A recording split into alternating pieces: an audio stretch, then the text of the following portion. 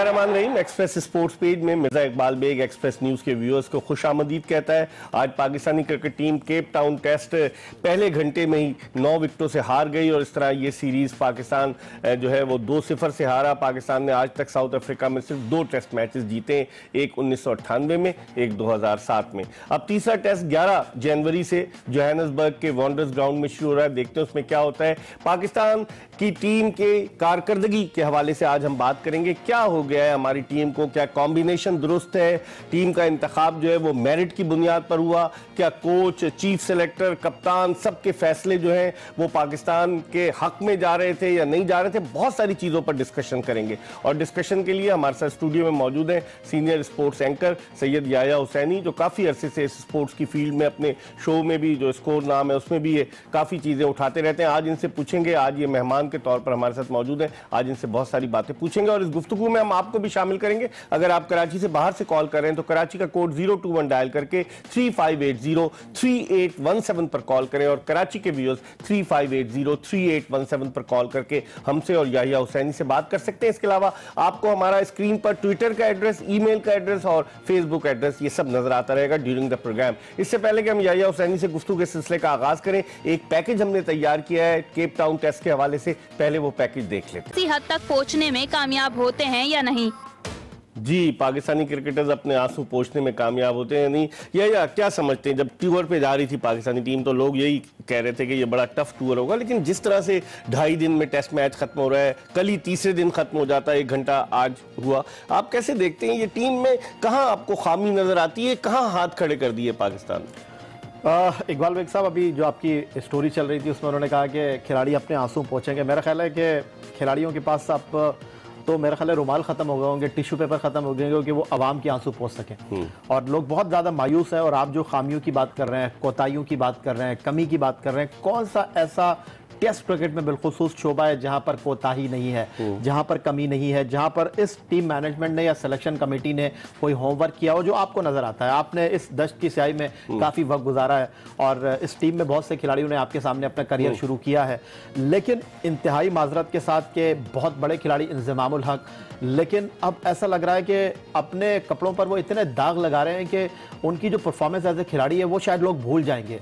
इंतहाई अकरबा परवरी के साथ, पसंद नापसंद पर रिश्तेदारों को नवाजना, इस तरह पाकिस्तान टीम बन नहीं सकती। ये सारे वो जुमले हैं जो आप कहते रहे हैं, जो मैं कहता रहा हूं, जो कह के अगर मेरा ख्याल है हमारे कलम घिस गए हैं, हमारे पास अल्फाज खत्म हो गए। लेकिन इंतहाई अफसोस के साथ मुझे ये कहना पड़ता है, ख्वाजा आसिफ साहब ने कहा था कौमी असेंबली में कोई शर्म होती है, कोई हया होती है। मेरा ख्याल है खुद स्टेप डाउन कर देना चाहिए इंज़मामुल हक साहब को। अगर ये नहीं कर सकते इस सिलसिले को मजीद आगे की तरफ बढ़ाते या फिर आप कह रहे हैं कि प्रेस कॉन्फ्रेंस करें, कौन जिम्मेदारी कोई कबूल करेगा? लोगों ने आंखें बंद की हुई हैं। पीसीबी के चेयरमैन 4 सितंबर को आए, वो जाकर रिकंसिलिएशन कराते हैं सेंचुरियन में जो वाकया हुआ, पहले पाकिस्तान क्रिकेट बोर्ड उसकी तरदीद कराता है मैनेजर तलत अली के जरिए, बाद में ग्रांड फ्लावर का ट्वीट आता है, वो कहते हैं कि ऐसे हालात हैं, फिर मिकी आर्थर भी तस्लीम करते हैं कि मैं अपने गुस्से पर अब काबू पाऊंगा। तो ये हो क्या रहा है? तो आपके सामने इकबाल बेग साहब, झूठ पर झूठ और पर्दापोशी की कोई इंतहा होती है। जिस तरह भी आपने खुद बहुत सारी चीज़ों का खुलासा किया, मैं उसकी तफसील में जा नहीं रहा। इस पर तो पाकिस्तान क्रिकेट बोर्ड को जो है कौन से हाथ जोड़कर माफ़ी मांगनी चाहिए कि आप जिस चीज़ को छुपाना चाह रहे थे, गोरों ने झूठ नहीं बोला, आप झूठ पे झूठ बोले जा रहे हैं। फिर दूसरी तरफ सबसे बड़ा सवाल, क्या करने गए थे आप सेंचुरियन? आपको अगर साउथ अफ्रीका हौसले बढ़ाने गए थे वो कह रहे थे, लेकिन वो तो झूठ पर झूठ बोल रहे हैं। और आप इससे अंदाजा करें कि ड्रेसिंग रूम में जो मीटिंग हुई, उन्होंने कहा कि ड्रेसिंग रूम की बातें बाहर नहीं आनी चाहिए, उस मीटिंग की बात भी बाहर आ गई। ये इस क्रिकेट बोर्ड का मामला है। दूसरी तरफ जो इंतहाई अफसोस की बात है वो ये है कि अब यहां पर आप आकर खड़े हो गए इकबाल बेग साहब कि अगले टेस्ट मैच में ना आप इमाम पर भरोसा कर सकते हैं, ना फकर जमान पर भरोसा कर सकते हैं, लेकिन आपकी ऐसी सिलेक्शन हुई है इंज़मामुल हक साहब ने, ऐसी मौका फिर मिलेगा कि मौका फिर मिलेगा क्योंकि आपके पास बाहर कोई बैट्समैन ही नहीं बैठा हुआ। या तो ये ऑप्शन है कि अजहर अली के साथ इनिंग का आगाज शान मसूद करें, मिडिल ऑर्डर में आप रिजवान को लेकर आ जाए। लेकिन सबसे बड़ा सवाल यह है कि वो डोमेस्टिक क्रिकेट में जो लड़के रन कर रहे हैं, उनका क्या होगा? मिडिल ऑर्डर बैट्समैन खेल रहे हैं, रिजवान को आप खिला रहे हैं, तो वो लड़के किधर जाएंगे? मेरे ख्याल अगर आपको रिजवान को मौका देना था तो उनसे तो लाख दर्जे बेहतर कामरान अकमल। लेकिन रिजवान के तो हक में मिकी आर्थर है ना, वो बहुत ज्यादा उसके स्टॉन्च सपोर्टर है मिकी आर्थर, जिस तरह से आमिर के सपोर्टर हैं, जिस तरह से मिकी आर्थर शादाब खान के। शादाब खान को देखें कि वो कुछ खेले ही नहीं, अनफिट थे, उनको ले गए, 2 टेस्ट गुजर चुके हैं, वो वहां मौजूद है। इकबाल बेग साहब देखें, आपने उमर अकमल को फिटनेस के ऊपर बाहर निकाल दिया, आपने फवाद आलम को कहा कि खड़ा नहीं होना आता इसको, आपने खुर्रम मंजूर को कहा कि जी बैनुल अक़वामी तकाज़ों से हम आहंग नहीं है, लेकिन आप अपने गिरबान में तो झांके ना। ये इंज़मामुल हक 120 टेस्ट मैच खेले हैं, तौसीफ अहमद पाकिस्तान के लिए 1987 वर्ल्ड कप खेले हैं, फिर आप कहते हैं कि जी आप अपने खिलाड़ियों को रिस्पेक्ट नहीं देते। भाई जिनको रिस्पेक्ट दिए उनको आप देख लें, आधा तीतर आधा बैटर, जिस तरीके से आप टीम की सिलेक्शन कर रहे हैं, आप मजाक कर रहे हैं, मजाक कर रहे हैं। ये हमें दोबारा ज़ैनब अब्बास ने ज्वाइन कर लिया है केप टाउन जनूबी अफ्रीका से। ज़ैनब, आपसे बात हो रही है, हुसैनी के साथ आपको शो में खुशामदीद कहते हैं। हम बात कर रहे हैं पाकिस्तान की कारकर्दगी के हवाले से, जनूबी अफ्रीका के खिलाफ बड़ी मायूस कुन कारकर्दगी। और ब्रेक पर जाने से कबल हमारे साथ स्पोर्ट्स एंकर ज़ैनब अब्बास जो जनूबी अफ्रीका में मौजूद है केप टाउन से, वो अपनी राय का इजहार कर रही थी। ये अब जो सूरत हाल है, लोग कहते हैं 4 सितंबर को एहसान मानी साहब ने चार्ज संभाला, 5 दौरे वो कर चुके हैं, 2 दुबई के दौरे, 1 सिंगापुर गए, 1 बांग्लादेश गए, 1 साउथ अफ्रीका गए। क्रिकेट में कुछ बेहतरी नजर आती है। लोग कहते हैं कि वो दूसरों पर जिम्मेदारियां दूसरों को दे रहे हैं बजाय इसके कि खुद जिम्मेदारी लें। इकबाल बेग साहब 92 में इमरान खान साहब वर्ल्ड कप जीते थे, और मुझे ऐसा लग रहा है कि एहसान मानी जो 73 साल के, उनको लाकर जो जिम्मेदारियां एहसान मानी साहब इस वक्त अदा कर रहे हैं, ये क्रिकेट बोर्ड 92 साल पीछे चला जाएगा इस नए पाकिस्तान में। और इंतहाई माजरत के साथ के अभी आप उस दर्द से बाहर निकले थे, समीउल हसन बर्नी को लाने के 10 लाख पर, वसीम खान को 20 लाख पर, शफकत नकवी भी आ गए पाकिस्तान क्रिकेट बोर्ड में बगैर इश्तिहार के आ गए। वो जिम्मेदारियां डिस्ट्रीब्यूट कर रहे हैं ना मानी साहब। इकबाल बेग साहब, कौन सी जिम्मेदारियां आप डिस्ट्रीब्यूट कर रहे हैं? टीम की परफॉर्मेंस अच्छी होगी तो ये सारी चीजें जो हैं वो नजरअंदाज हो जाएंगी, लेकिन टीम की जो कारकर्दगी है वो बड़ा कहते हैं जी मैं ये अगर इमामुल हक खेल रहे हैं तो मैं उस पर तबसरा नहीं करूंगा, टीम हारती है और जीतती रहती है, उनके लिए तो ये अहमियत ही नहीं रखती। कैसे उनको सेलेक्ट कर लिया गया? 3 टेस्ट मैचेस की 5 इनिंग्स में 73 रन, और उसके बाद वो सिलेक्ट हो गए। अभी भी उनके लिए हालात साजगार हैं। और सबसे बड़ा सवाल ये इकबाल बेग साहब, क्या वो वनडे सीरीज में आपके ख्याल में होंगे? क्या आपके ख्याल में वो वनडे सीरीज में होने चाहिए?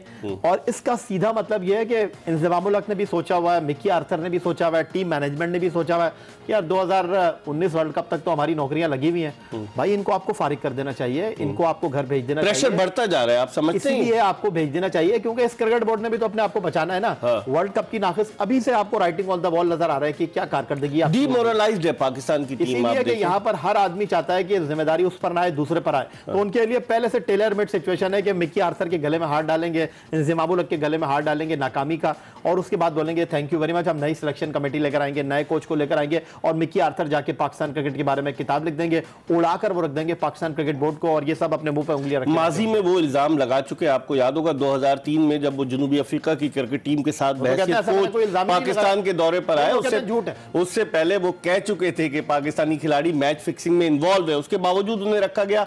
एक्सप्रेस स्पोर्ट्स मतलब एक्सप्रेस बॉलिंग की हम बात करें, फास्ट बॉलिंग की बात करें, पाकिस्तानी बॉलर्स, हालांकि आमिर भी बॉलिंग कर रहे हैं 130 मैक्सिमम 135, आप नहीं समझते कि एक एक्सप्रेस फास्ट बॉलर की जरूरत थी, या वहाब रियाज हो या कोई और ऐसा फास्ट बॉलर हो कि जो जाकर जेन्युइन पेस के साथ, जैसे साउथ अफ्रीका ने 145 तक बॉलिंग कर रहे थे। इकबाल बेग साहब, सिर्फ अपनी पसंद नापसंद के खिलाड़ियों को आप खिला रहे हैं। आमिर की टीम में वापसी किस बुनियाद पर हुई है? मेरा ख्याल तो यह था कि इस टेस्ट मैच में अब्बास की तो टीम में जगह बनती ही नहीं थी, क्योंकि वो खेले ही नहीं ना क्रिकेट जब से वो अनफिट हुए दुबई टेस्ट के बाद। और आप देखें फहीम अशरफ के बारे में आपके कोच कह रहे हैं कि जी वो तो ऑलराउंडर ही नहीं है, तो फिर कैसे सेलेक्ट किया? टीम के साथ कैसे खेल रहे थे? फिर आप शादाब को इस टीम के साथ लेकर गए, आपने एक बैट्समैन का हक इस टीम के साथ मारा है। तो सीधा मतलब यह है कि ना तो दर्द है मिकी आर्थर को पाकिस्तान क्रिकेट का, ना तो उनको कुछ लेना देना है, क्योंकि हर महीने उनके अकाउंट में $16,000 जो है वो ट्रांसफर हो जाते हैं, उनको इससे कोई परवाह नहीं है। वो उसके बाद सिस्टम पे डाल के चले जाएंगे कि जी पाकिस्तान क्रिकेट का सिस्टम ही ठीक नहीं है, और फिर हम लोग किसी और गोरे को तलाश करें। फवाद आलम से क्या खुदा वास्ते का बैर है? फवाद आलम ने 11,000 रन डोमेस्टिक सर्किट में बनाए हुए, खुर्रम मंजूर बेहतरीन बैट्समैन हुआ है, आबिद अली को भेज दिया गया कि ए के खिलाफ ना खेले, यहाँ आकर उसने सेंचुरी कर दी फाइनल में कायदम ट्रॉफी के। तो इन खिलाड़ियों से बैर क्या है? उस्मान सलाउद्दीन को खिलाते हैं, निकाल देते हैं, समी असलम कहाँ चला गया? तो ये समझता हूँ कि मोहतरम चीफ जस्टिस ऑफ पाकिस्तान को जो है ना, इंज़मामुल हक को भी बुला लेना चाहिए। वो 17 जनवरी को तो रिटायर हो रहे हैं ना। नहीं ठीक है, लेकिन वो सवाल तो कर सकते हैं ना, क्योंकि इस वक्त लोगों का दिल दुखा हुआ है, इस वक्त लोग जानना चाहते हैं देखिए, इंतहाई माजरत के साथ आप लोगों की आंखों में धूल नहीं झोंक सकते। इंज़मामुल हक का करियर क्या रहा है, माजी क्या रहा है, वो सबको पता है।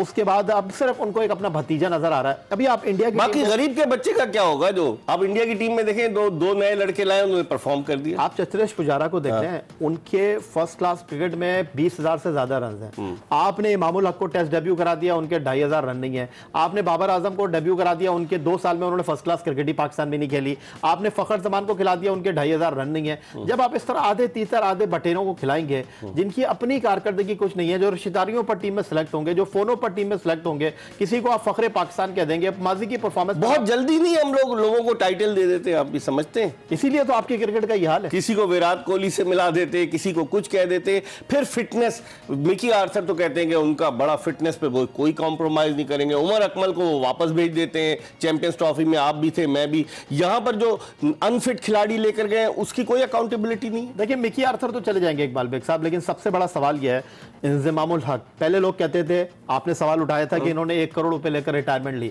नेशनल स्टेडियम कराची में जब प्रेस कॉन्फ्रेंस में आए, उन्होंने इस बात का खुलासा किया, उन्होंने इस बात को एडमिट किया कि हाँ, वाकई मैंने 1 करोड़ रुपए के डॉक्टर नसीम अशरफ से लिए थे। उसके बाद जब पाकिस्तान टीम चैंपियंस ट्रॉफी जीती, उन्होंने वहां भी अपना हिस्सा डाल लिया कि जी मुझे भी 1 करोड़ रुपए चाहिए।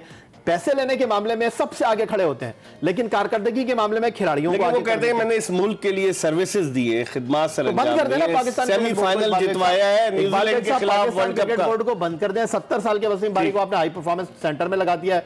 मुदस्सिर नजर 12 लाख रुपए ले रहे हैं। नेशनल क्रिकेट अकेडमी का बेड़ा गर्क हुआ है।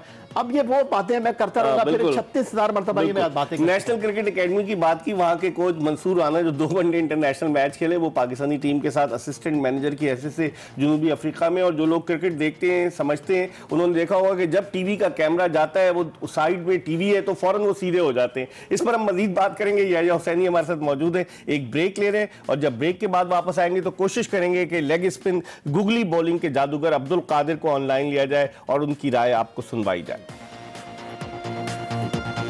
क्या देखते हैं? टीम तो डीमोरलाइज है, समझते हैं कि कम बैक कर सकती है, क्योंकि इतनी मजबूत बैटिंग लाइनअप नहीं है साउथ अफ्रीका की, अगर हकीकत की निगाह से देखा जाए। इसका हल सिर्फ यही है इकबाल बेग साहब के सही फैसले बर वक्त किए जाएं। अब भी वक्त है, इस सिलेक्शन कमेटी को पहली फुर्सत में फारिग कर दिया जाए। मिकी आर्थर का कॉन्ट्रैक्ट खत्म करके आप आगे की तरफ वर्ल्ड कप से 6 महीने पहले अगर ये सब चीजें करेंगे, वर्ल्ड कप में भी यही होना है। मैं आपको बता दूं, वर्ल्ड कप में भी यही होना है। 2.5 साल हो गए इनको आए हुए, और 2.5 साल में इन्होंने क्या डिलीवर किया, ये सब कुछ आपके सामने। ठीक है, याहिया हुसैनी तो हमारे साथ मौजूद है, लेकिन चूंकि वक्त कम है, इस वक्त हमें ज्वाइन किया है पाकिस्तान के साबिक टेस्ट लेग स्पिनर, साबिक कप्तान, लेग स्पिन गुगली बॉलिंग के जादूगर अब्दुल कादिर साहब ने। अस्सलाम वालेकुम अब्दुल कादिर साहब।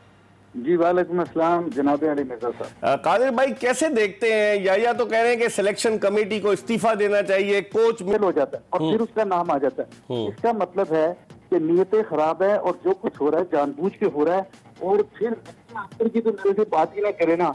मैं तो समझता हूँ कि ये अपने से मैं पाकिस्तानी ड्रेस के लिए कि अगर पाकिस्तान की टीम मिकी आर्थर और फ्लावर जैसे बंदे चला रहे हैं तो मतलब बड़े क्वेश्चन। अब्दुल कादिर साहब, याहिया कंक्लूडिंग रिमार्क्स, आप समझते हैं बेहतर हो जाएगा कि नहीं होगा? ये इससे वर्स्ट होगा। मैं आपको बता दूं, ऑनेस्टली स्पीकिंग, एहसान मानी साहब जो है, एहसान करें पाकिस्तान क्रिकेट बोर्ड के ऊपर।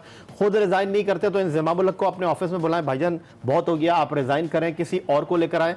हंगामी बुनियादों पर इस क्रिकेट बोर्ड को काम करने की जरूरत है, वरना इससे वर्स्ट सिनेरियो नजर आ रहा है मुझे आगे आने वाले दिनों में। इससे वर्स्ट है। बहुत शुक्रिया। याहिया हुसैनी की गुफ्तगू आपने सुनी, अब्दुल कादिर जिस राय का इजहार कर रहे थे वो भी आपने सुनी। उससे पहले ज़ैनब अब्बास से हमने बात की। हमें उम्मीद है कि हमारी आज की ये एपिसोड आपको पसंद आई होगी। इंशाअल्लाह अगर जिंदगी ने वफा की तो आइंदा जुमे को फिर आपकी खिदमत में हाजिर होंगे। उस वक्त तक के लिए मिर्जा इकबाल बेग को इजाजत दीजिए। अल्लाह हाफ़िज़।